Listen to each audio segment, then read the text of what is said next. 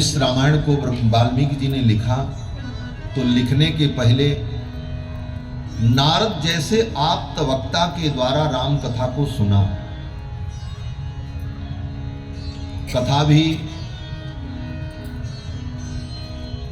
कथा सुननी चाहिए, लेकिन मैं एक कठोर बात कह रहा हूं। कथा सुननी चाहिए लेकिन आप्तवक्ता से सुननी चाहिए। किससे सुननी चाहिए?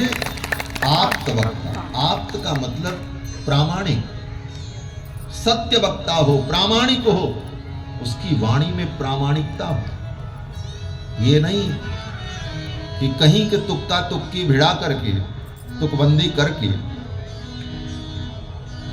सुंदर कर्णप्रिय लगने वाली बातों को कह करके अपनी बात किसी के हृदय में उतार दे। ये कथा वाचकी नहीं। ऐसा कथा वाचन तो एक भाण भी कर लेता है, जो मंच पर जो एक विदूषक होता है, वो विदूषक भी बड़ी तुकबंदी कर लेता है और ऐसे चटकारे लगाता है, लोगों को आनंद आ जाता है। कुछ देर के लिए लगता है कि हाँ, इसने बड़ी अच्छी बात कही, लेकिन वो प्रामाणिक नहीं होती। भगवान की कथा श्रवण करनी चाहिए प्रामाणिक वक्ता से। और प्रामाणिक कौन?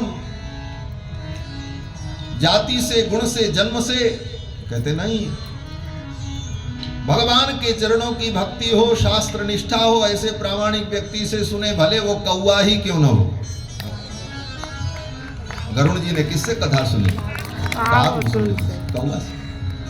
विद्वान तो रावण भी था, चारों वेद का विद्वान था, लेकिन रावण से तो नहीं सुनी किसी ने कथा।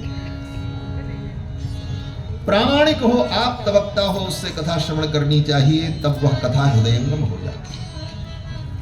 महर्षि वाल्मीकि ने कथा सुनी राम जी की, और देखो, बिना कथा सुने जो कथा सुनावे, उसकी कथा में प्रामाणिकता हो नहीं सकती। मैं कहता हूं, जो सुन करके सुनाएगा उसी में प्रामाणिकता होगी। अभी हमारे मंच संचालक महोदय कह रहे थे, रामचरित अति सागर था कि पावे कोई, संतन सन जस कछ सुनी तुम्हें सुनायो। संतों से जो सुना वो सुनाया।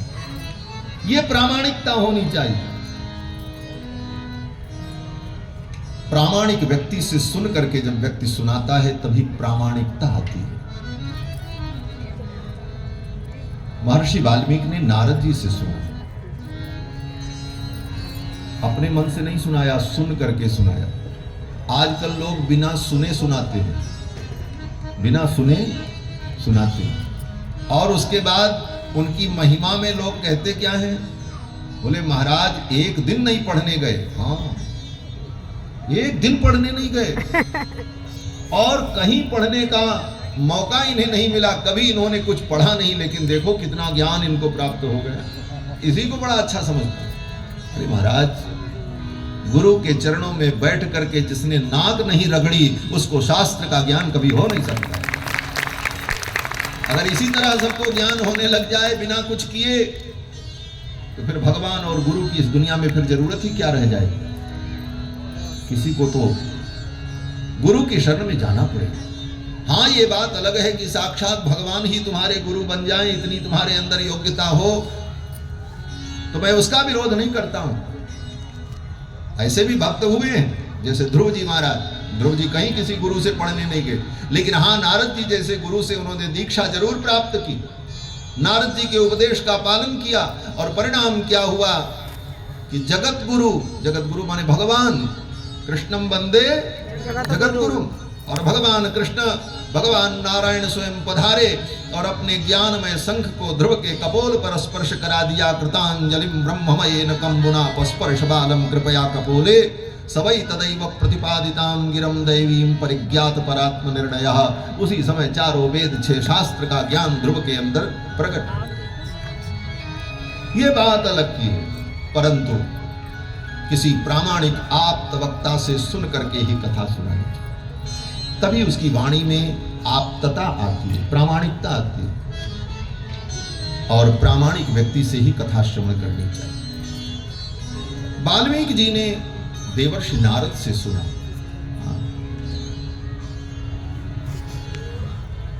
और सुन करके सुनाया। भागवत में भी देखो, सूत जी जब कथा सुनाते हैं नैमिषारण्य में 88,000 शौनकादि मुनियों को, तो सूत जी कहते हैं हम तुम्हें वो सुना रहे हैं जो सुखदेव जी ने हमको सुनाया था। अब सुखदेव जी के पास चलो। सुखदेव जी राजा परीक्षित को जब सुना रहे हैं तो वो क्या कह रहे हैं? बोले राजन, तुमको मैं वो सुना रहा हूं जो वेद व्यास जी ने, मेरे पिताजी ने हमको सुनाया। वेद व्यास जी के पास पहुंचे, बोले महाराज आपने जो सुनाया कहां से सुनाया? तो व्यास जी कहते हमको देवर्षि नारद ने जो सुनाया वो मैं सुना रहा हूं।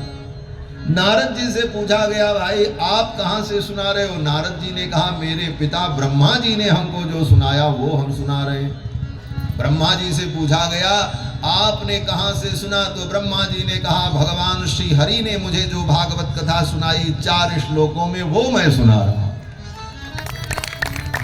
भगवान से वो ज्ञान की विशुद्ध परंपरा चली। ये है प्रामाणिकता। तो महर्षि वाल्मीकि ने देवर्षि नारद से राम कथा सुनी, प्रामाणिक कथा, आप तवक्ता की बात। और फिर महर्षि वाल्मीकि ने उसका लेखन किया,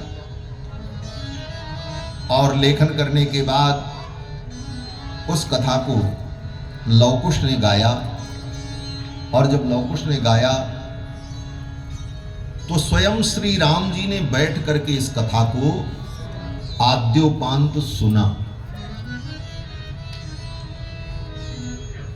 ये विशेषता केवल रामायण की है बस, और किसी ग्रंथ की नहीं। बहुत सी रामायण है दुनिया में, लेकिन साक्षात राम जी ने बैठ करके उस रामायण को सुना हो, ऐसा नहीं। भागवत कथा भगवान कृष्ण का चरित्र है, लेकिन भगवान कृष्ण स्वयं बैठ करके भागवत सुने हो, ऐसा नहीं। परमार्थ की दृष्टि से, तर्क की दृष्टि से कहा जा सकता है कि भाई भगवान तो सब सुनते हैं, चाहे कोई सुनावे चाहे नहीं सुनावे, भगवान तो हर चीज सुन रहे हैं, तो भगवान तो सब सुन रहे हैं, वो बात अलग है। लेकिन जैसे श्रोता और वक्ता बैठता हो, कहीं ऐसा मिला कि कोई वक्ता भागवत कथा सुनावे, व्यास जी अथवा सुखदेव जी, और भगवान कृष्ण जजमान बन करके सामने श्रोता बन करके बैठे, पलथी लगा के हम सुनेंगे, ऐसा तो कहीं नहीं। और किसी पुराण की कथा उस पुराण पुरुष ने सुना हो ना। रामायण ही ले लो, कोई भी रामायण, जिस रामायण को राम जी ने बैठ के सुना हो, बोले कहीं नहीं। यही एक रामायण ऐसी है महर्षि वाल्मीकि की रचना कि इस कथा को जब कुश और लव नैमिषारण्य की धरती पर गाने लगे तो राम जी स्वयं यजमान बन करके बैठ करके इस कथा को सुनते हैं। ये इसकी तीसरी प्रामाणिकता है।